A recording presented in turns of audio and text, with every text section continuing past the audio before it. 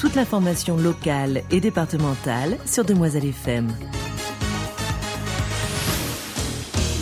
Il administre sur Facebook 2 pages consacrées entre autres à la publication des contrôles radars dans le département. Pas toujours bien vu des forces de l'ordre, ce genre d'initiative vient pourtant de recevoir l'aval de la Cour de cassation qui a relaxé des membres d'un groupe similaire de l'Aveyron. Domicilié en Pays Rochefortais, Jonathan Humblot est forcément soulagé. À vrai dire, il n'était pas très inquiet, assez sûr même de son bon droit depuis qu'il a ouvert Alerte Flic La Rochelle et Info Trafic Saint-Troyan-Marennes en 2012. Jonathan Humblot. C'est une très bonne nouvelle, même si depuis 2012, on se doutait que la décision allait être rendue favorablement pour nous. Je pars du principe que la gendarmerie et la police sur Facebook ou encore Twitter annoncent les contrôles radars ainsi que les contrôles d'alcoolémie. Donc moi je me suis dit pourquoi pas un citoyen lambda qui travaille comme tout le monde pourrait pas le faire lui-même de son côté. Il y a bien des sociétés privées telles que Ecoyot notamment, Waz sur les smartphones qui fonctionnent depuis des années et ils ne sont pas inquiétés depuis plusieurs années. Il y a en effet 2 pages, une pour le secteur Rochelet et Lonis. Nous sommes à peu près 30 000. Et il y a un deuxième groupe qui est plus pour la Saintonge. Et là, qui rassemble celui-ci 10 000 personnes à peu près. Pour le jeune homme, livreur et donc souvent sur les routes, l'activité de ces pages ne se limite pas à prévenir de la présence de radars. Il y a aussi les avis d'accidents ou d'obstacles sur la voirie. Il estime donc participer à la prévention routière. Pour moi, signaler un radar, c'est aussi de la prévention. C'est pour ça que la police et la gendarmerie le font sur Twitter ou Facebook. C'est de la prévention, car les gens qui vont voir le contrôle radar signalé vont forcément lever le pied dans la zone. Donc forcément, qui dit ralentir, dit moins de danger, moins d'accidents. Donc forcément, on ne signale pas que les radars, on signale également les accidents, les bouchons, tout ce qui touche à la circulation routière et qui aide les usagers au quotidien pour éventuellement anticiper leur départ au travail, anticiper les vacances. C'est vraiment de l'entraide communautaire, tout simplement. En ligne pour nous expliquer un peu plus en détail cet arrêt de la Cour de cassation, l'avocat spécialisé Maître Jean-François Changeur. Bonjour. Bonjour monsieur. D'abord, est-ce que vous pouvez nous éclairer sur les motivations de l'arrêt de la Cour de cassation ? Alors la motivation est très simple et ne me surprend pas outre mesure parce que elle correspond parfaitement aux dispositions légales en la matière. En fait, le procureur de la République se fondait sur une disposition, sur un article, l'article R413-15 du Code de la route, qui interdit, et d'ailleurs fort heureusement, les détecteurs, les dispositifs permettant de détecter ou de déceler la présence de radars.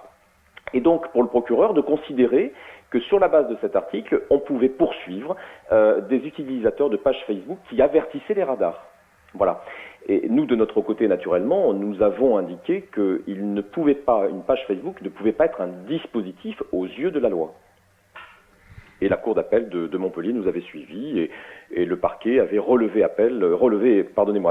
s'était pourvu en cassation et voilà, la décision ne me semble pas surprenante outre mesure par rapport au texte en la matière.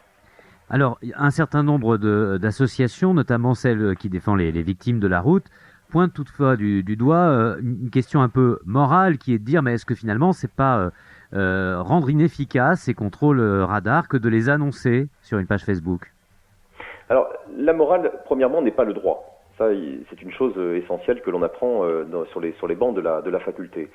Après, ces pages Facebook n'ont pas simplement pour but d'avertir la présence de radars. Il y a également des avertissements d'accidents, de feux qui peuvent perturber la visibilité.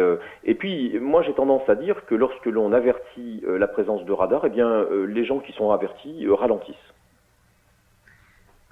Dans le même esprit, est-ce qu'on a le droit de faire des appels de phare pour prévenir qu'un peu plus loin, les automobilistes qui arrivent en face vont croiser un contrôle ?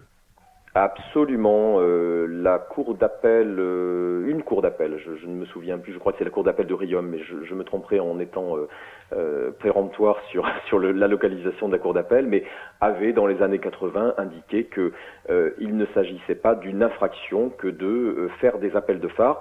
Par contre, si c'est fait la nuit, vous pouvez vous voir reprocher une infraction d'éblouissement, mais sans perte de points. Là encore, on permet peut-être à certaines personnes qui seraient recherchées, par exemple, d'échapper à des contrôles. C'est évident. Moi, je n'ai pas tendance à le conseiller, véritablement. Mais c'est vrai que même une page Facebook, dans l'absolu, pourrait permettre à des individus mal intentionnés de détourner un contrôle. Mais je vais vous dire, il y a même des pages Facebook ou des pages Twitter de sites de policiers ou de gendarmes qui avertissent les contrôles. C'est ce que j'avais d'ailleurs plaidé devant la cour d'appel de Montpellier. De mémoire, la police municipale de Nice ou de Cannes disait, eh bien, ce matin, entre 9h30 et 10h, nous serons avenue du Général de Gaulle à tel numéro et nous contrôlerons les papiers ou la vitesse des véhicules. Voilà. Est-ce qu'au fond, d'ailleurs, ce ne serait pas une méthode très efficace pour effectivement limiter les infractions ? Bah écoutez, pourquoi pas. Moi, je sais qu'en Suisse, beaucoup de radios indiquent la présence de radars et voilà. Bon, déjà, les Suisses par nature sont théoriquement et généralement plus prudents que nous, qui sommes plus latins. Mais pourquoi pas. Moi, je trouve que c'est plutôt un rôle pédagogique que nous devrions mettre en évidence au niveau de ces pages Facebook, qui sont souvent très bien gérées. Je pense notamment à la page Facebook de La Rochelle, qui est vraiment très gérée de façon pédagogique. Merci beaucoup, Maître Changeur, d'avoir été en ligne avec nous. On referme ce journal.